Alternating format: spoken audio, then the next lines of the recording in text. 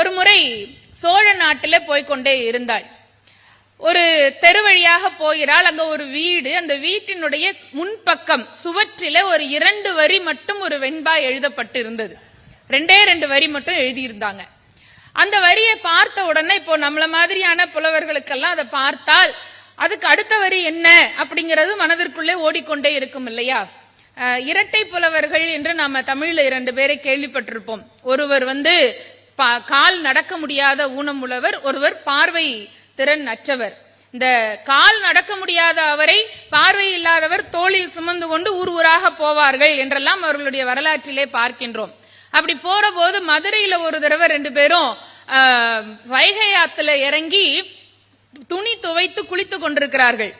பார்வை இல்லாதவர் துணியை அலசுகிறார், கால் இல்லாதவர் கரையில உட்கார்ந்திருக்கிறார். இந்த பார்வை இல்லாதவர் துணியை அலசுற போது ஆற்றுல தண்ணீர் வேகமாக ஓடுறது இல்லையா? ஓடுற போது அந்த தண்ணீர்ல துணி அடிச்சுக்கிட்டு போயிடுச்சு.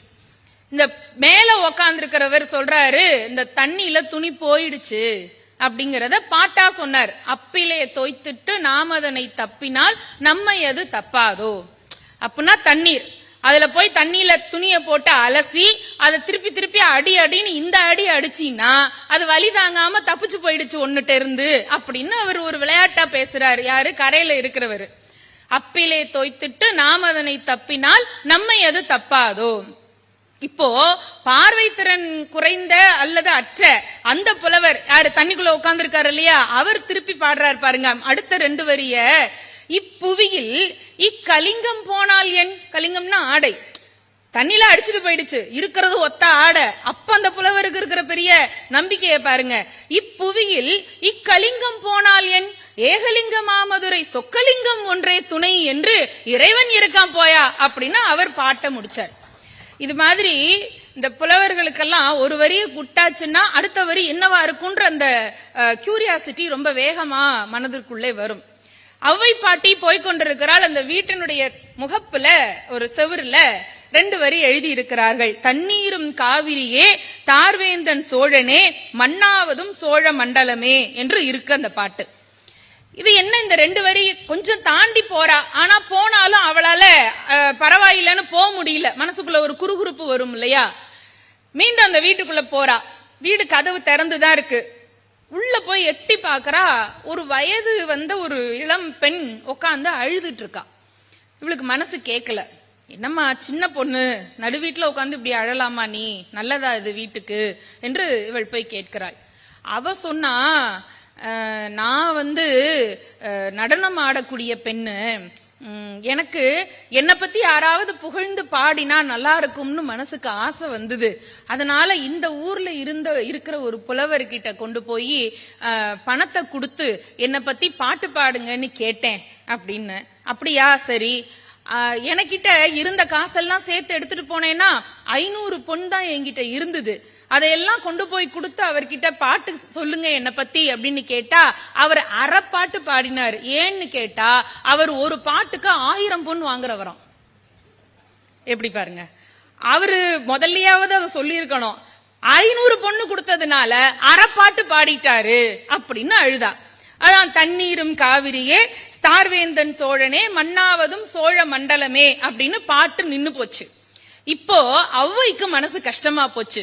ஒரு அழகான அந்த அன்பான பொண்ணு, அவளை பத்தி 2 வரி பாட்டு கேட்கிறா, அதை முழுமையா பாடி கொடுத்துட்டு போகாம இந்த புலவர் இப்படி பண்ணிட்டாரே அப்படின்னு சொல்லிட்டு, அந்த புலவர் கம்பர்னு ஒரு செய்தி இருக்கு, இன்னொன்னு செய்தியில பொய்யாமொழி புலவர்னு இருக்கு. இப்ப நமக்கு அது தேவையில்லை. ஆனா ஔவை பாடின பாட்டு தான் நமக்கு தேவை. அடுத்த வரி அவ சொன்னா பாருங்க, இந்த பெண்ணினுடைய பெயர் என்னன்னு கேட்டா அவ பேரு சிலம்பி. நடனம் ஆடுற பெண் இல்ல, அதனால சிலம்பி அவ பேரு. பாட்டு வரி என்ன? தண்ணீரும் காவிரியே தார்வேந்தன் சோழனே மன்னாவதும் சோழ மண்டலமேன்னு இருக்கு இல்லையா? இப்ப ஔவை அந்த பாட்டை பூர்த்தி பண்ணா பாருங்க. பெண்ணாவாள் அம்பொர் சிலம்பி அரவிந்த தாளினையும் செம்பொர் சிலம்பே சிலம்பு என்று சிலம்பிய பத்தி பாட்டு எழுதி பூர்த்தி பண்ணா அந்த பெண்ணுக்கு மகிழ்ச்சி வந்தது. இது ஒரு எளிமையான பொண்ணுகிட்ட ஔவை நடந்து கொண்ட விதம். அதே ஔவை வேற ஒரு ஆளு, ஊர்ல ரொம்ப வள்ளல்னு தனக்கு தானே பெருசா பலக வச்சுக்க கூடிய ஒரு ஆளு, ஊரெல்லாம் நான் தான் கொடை கொடுத்தேன், நன்கொடை கொடுத்தேன், என்னுடைய உபயத்தினாலதான் எல்லாம் நடக்கிறது அப்படின்னு தம்பட்டம் அடிச்சுக்கிற ஒரு ஆளு. அந்த ஆளுக்கு மனசுக்குள்ள ஒரு குரூர புக்தி வந்தது. தன்னைய பத்தி எல்லாரும் பாடணும், ஆனா அவங்களுக்கு உரிய சன்மானம் கொடுக்காம ஏச்சுப்படணும். இப்படி ஒரு எண்ணம் வந்ததா, அந்த மனிதர் ஒரு அறிவிப்பு பண்ணாரு. நாட்டுல இருக்கிற யாராவது ஒரு புலவர் 4 கோடி கவிதை கொடுத்தா அவங்களுக்கு நான் 1000 பொண்ணு பரிசு தரேன் அப்படின்னாரு. இப்ப ஔவைக்கு அந்த செய்தி வந்தது.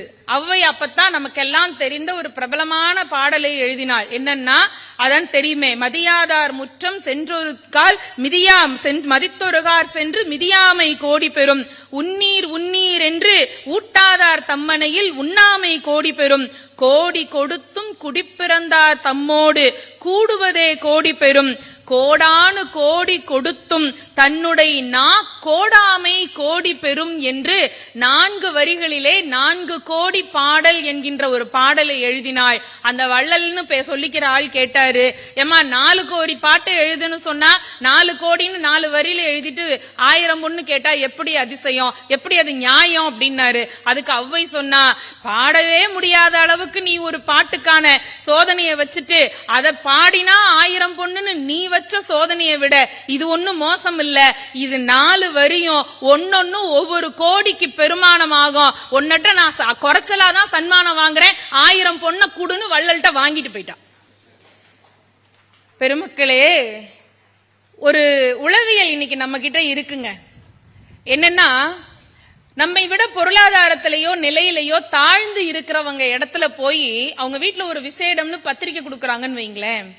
அப்ப போய் அங்க ஒரு 2000 ரூபாய் மொய் வைக்கலாமான்னு வீட்டு ஐயா கேக்குறாருன்னா நம்ம வீட்டு புண்ணியவதிக போதும் போதும் 500 ரூபா அப்படின்னு சொல்லிடுவாங்க. சரிங்களா? ஆனா அதே நேரத்துல ரொம்ப வசதியான ஒரு பெரிய மனிதர், அவரு காசு பணத்துக்குலாம் ஒரு குறைவும் இல்ல, அவர் வர்ற மொய் பணத்துக்காக விசேஷம் வைக்கவே இல்ல, எல்லாரையும் கூப்பிட்டு உபசரிக்கணுங்கிறதுக்காகத்தான் வச்சிருக்காரு. அங்க கொண்டு போய் 5000 ரூபாய் செய்யற இடத்துல 10,000 ரூபாயா செய்வோம். அங்க பொறுத்த வரைக்கும் நீங்க கொடுக்கிற 10,000 கடல்ல கரைச்ச பெருங்காயம் மாதிரி தான். அவங்களுக்கு அதுக்கு அந்த எதிர்பார்ப்பில் அவர்கள் செய்யவே இல்லை. ஆனால் நம்முடைய மனநிலை இப்பொழுது அப்படித்தானே இருக்கிறது. தாழ்ந்தவர்கள் எளிய மக்களிடம் இன்னும் குறைத்து பேசுவதும், தெரு வியாபாரிகளிடம் பேரம் பேசுவதும், பேரம் பேசவே முடியாத இடத்திலே சொன்ன விலையிலே வாங்கி கொண்டு வருவதுமாக சமூக எண்ணம் இன்றைக்கு இருக்கிறதே. அவ்வை அந்த காலத்திலேயே யாரிடம் கனிவாக நடந்து கொள்ள வேண்டும், யாரிடம் கண்டிப்பாக நடந்து கொள்ள வேண்டுமோ அவர்களிடம் அந்தந்த வகையிலே நடந்து கொண்டு தன்னுடைய புலமையினால் உயர்ந்து நின்றாள் என்று சொன்னால் ஔவை தனித்துவம் வாய்ந்தவள் என்று சொல்லுவது மிக பொருத்தமாக இருக்கும்.